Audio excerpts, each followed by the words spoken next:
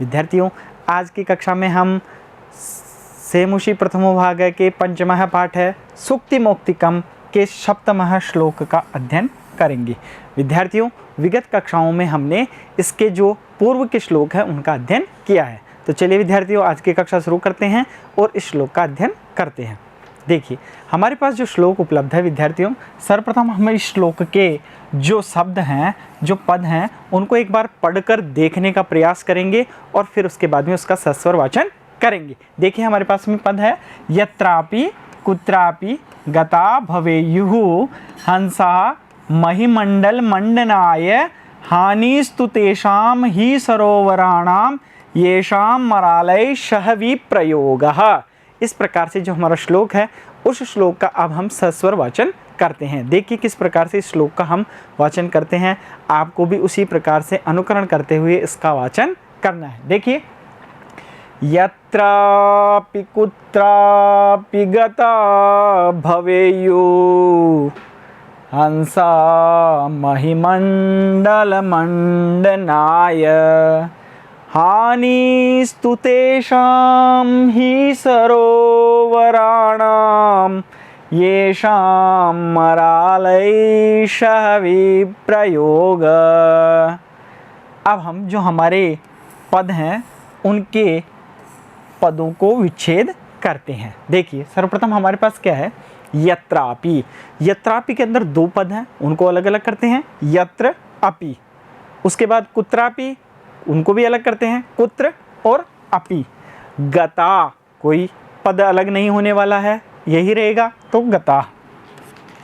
भवेयु, भवेयु भी उसी प्रकार से हंसा।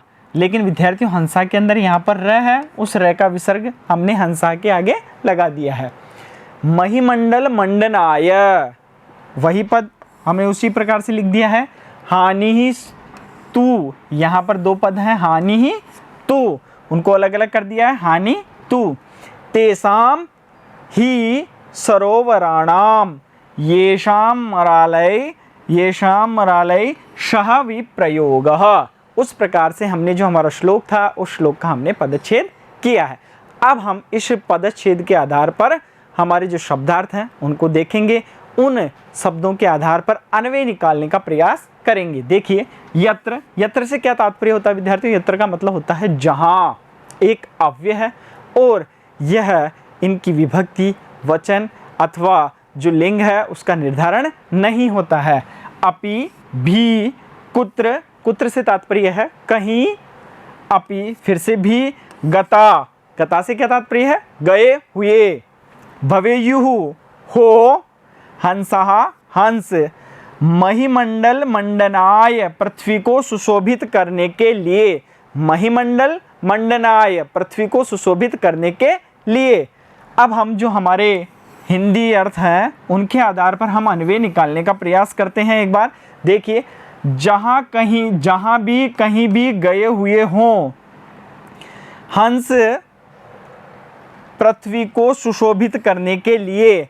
अब जो हमारे जो क्रम है उस क्रम को हम एक बार इसमें जमाते हैं और उसकी एक वाक्य बनाने का प्रयास करते हैं। देखिए किस प्रकार से हम वाक्य बनाते हैं कि हंस पृथ्वी को सुशोभित करने के लिए, हंस पृथ्वी को सुशोभित करने के लिए जहाँ भी कहीं भी गए हुए हों, अर्थात हंस पृथ्वी की शोभा बढ़ाने के लिए जहाँ भी कहीं भी गए हुए हों।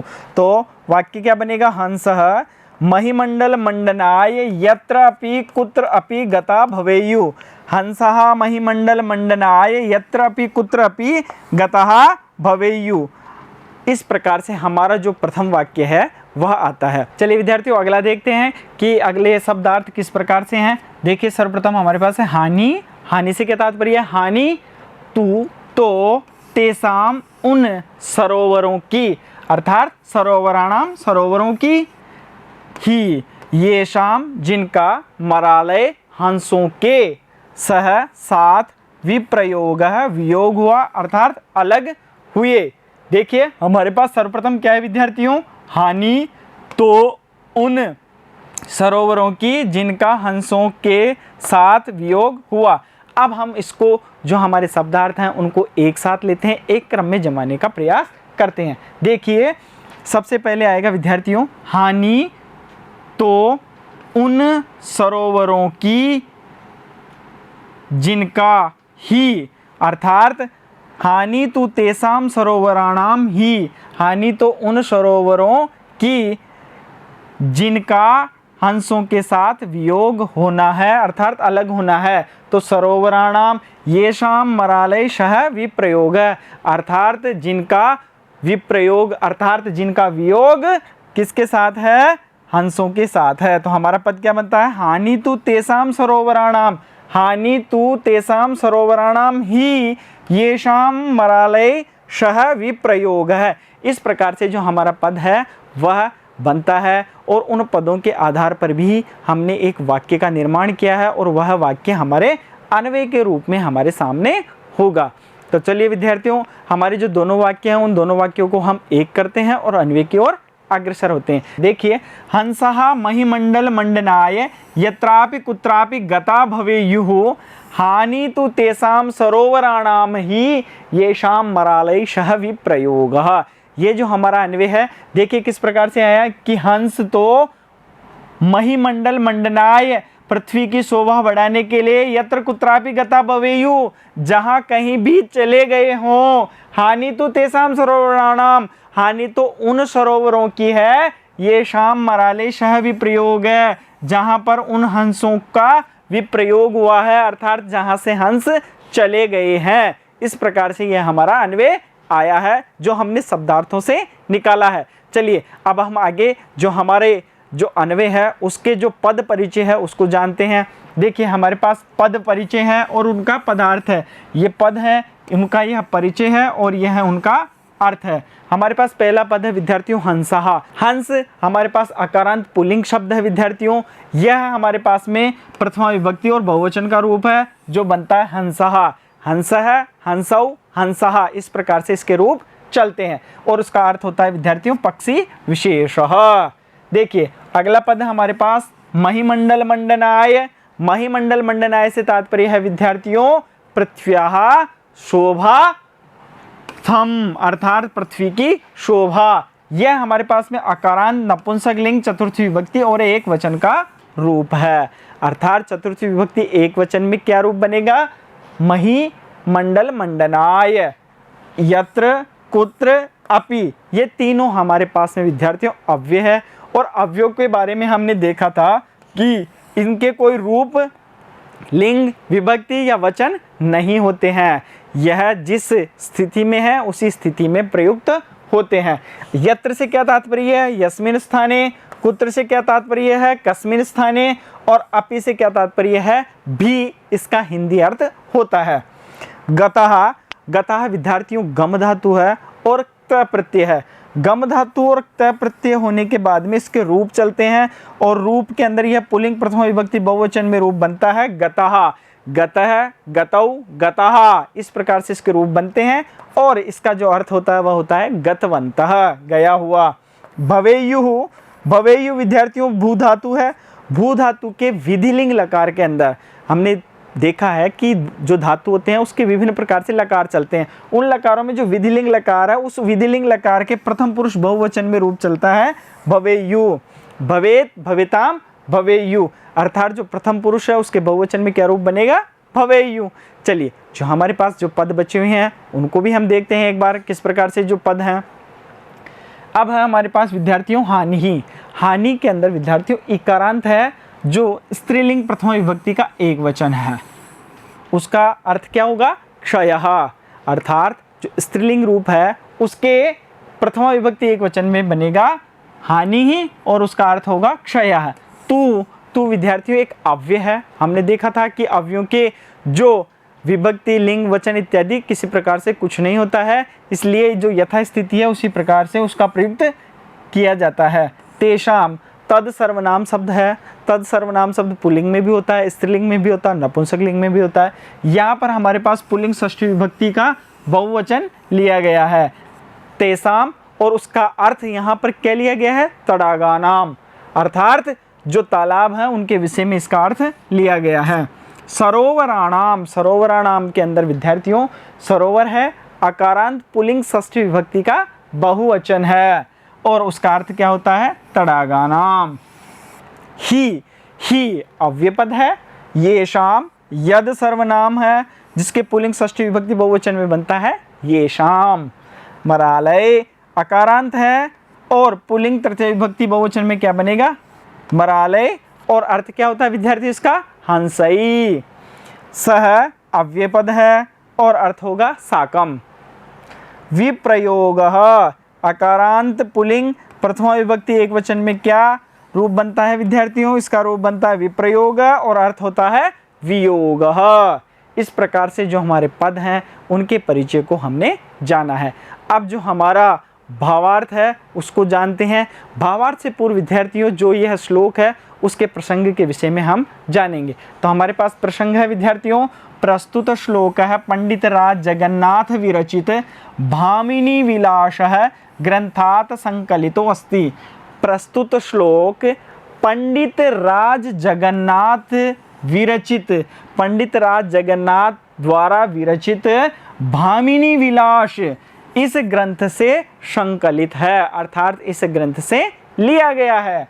अस्मिन् श्लोके, इस श्लोक में गुणी पुरुषस्य महत्वं प्रतिपादितम, जो गुणी पुरुष होता है उसके महत्व का प्रतिपादन किया गया है, अर्थात गुणी पुरुष किस प्रकार से महत्वपूर्ण होता है। चलिए विद्यार्थियों हम इस श्लोक के माध्यम से जानते हैं कि जो गुणी पुरुष होता है उसका किस प्रकार से महत्व होता है। देखिए हमारे पास में भावार्थ है, हंसः भूम्याः शोभावर्धयितुं यत्र कुत्रापि गच्छन्ति। हंसः हंस भूम्याः भूमि की शोभा वर्धयितुं शोभा बढ़ाने के लिए यत्र कुत्रापि गच्छन्ति जहाँ कहीं भी जाते हैं। निश्चयेन निश्चित रूप से हानि ही तो तेसाम सरोवराणाम, हानि तो उन सरोवरों की ही होती है।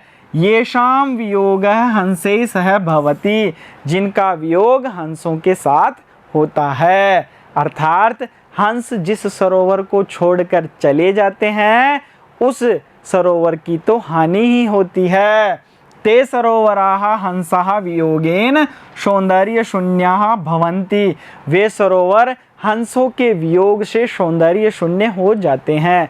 अर्थात जो हंस है वह पृथ्वी की शोभा बढ़ाने के लिए जहाँ कहीं भी चले जाएं, अर्थात अन्यत्र किसी दूसरे स्थान पर चले जाएं, तो जो जहाँ से वह जिस सरोवर से छोड़कर जा रहे हैं उस सरोवर की तो हानि ही होगी, क्योंकि वहाँ पर जो हंस रह रहे थे वह चले गए हैं, अब वह सरोवर सौंदर्य विहीन हो गया है।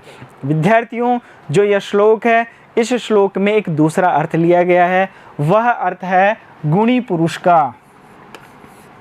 अब हम यह देखते हैं कि जो श्लोक में हंस जहाँ पर प्रयुक्त हुआ है वहाँ पर हम गुणी पुरुष को लेकर इस श्लोक का भावार्थ लेते हैं। देखिए गुणी पुरुष शोभा वर्धयितुम यत्र कुत्रापि गच्छन्ति, जो गुणवान व्यक्ति है वह पृथ्वी पर शोभा बढ़ाने के लिए जहाँ कहीं पर भी चले जाएं, निश्चयेन हानि तो, निश्चय रूप से हानि तो जो पूर्व में रह रहे थे, जिस गांव में रह रहे थे उस गांव की होगी। अर्थात उस गांव से जो गुणी पुरुष है उसका निर्गमन हो जाएगा, अर्थात वह वहां से चला जाएगा और वह जहां पर भी जाएगा वहां पर अपने गुणों के अभिवर्धन से, अर्थात गुणों के प्रभाव से दूसरे जो लोग हैं उनको भी वह गुणी पुरुष बनाएगा। इस प्रकार से इस श्लोक का भावार्थ लिया गया है। चलिए अब हम इसका जो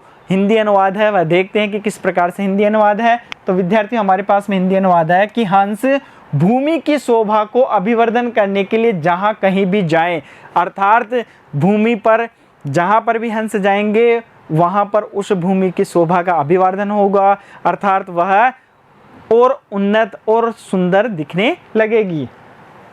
निश्चय ही हानि तो उन सरोवरों की है, और निश्चित रूप से हानि तो उन्हीं सरोवरों की होगी जिन्हें छोड़कर हंस चले गए हैं। अर्थात जो हंस है जिन सरोवरों को छोड़कर चले गए हैं उन सरोवरों की तो हानि ही है। वे सरोवर हंसों के वियोग से सौंदर्य से रहित हो गए हैं, अर्थात वे सरोवर अब हंसों के वियोग से सौंदर्य विहीन हो गए हैं, सौंदर्य से हीन हो गए हैं। अर्थात जो गुणी पुरुष है, यदि अगर उसने अपना स्थान छोड़ दिया तो जिस स्थान से वह गए हैं वह स्थान गुणहीन हो जाएगा, और जिस स्थान पर वह चले जाएंगे वह नवीन गुणों से युक्त हो जाएगा। इस श्लोक का भावार्थ इस प्रकार से लिया गया है। तो विद्यार्थियों, आज हमने इस श्लोक के बारे में जाना। अब हम अगली कक्षा में जो हमारा अगला श्लोक है उसके बारे में जानेंगे। तो चलिए विद्यार्थियों, अगले श्लोक के लिए मिलते हैं हम अगले वीडियो में। तब तक के लिए धन्यवाद।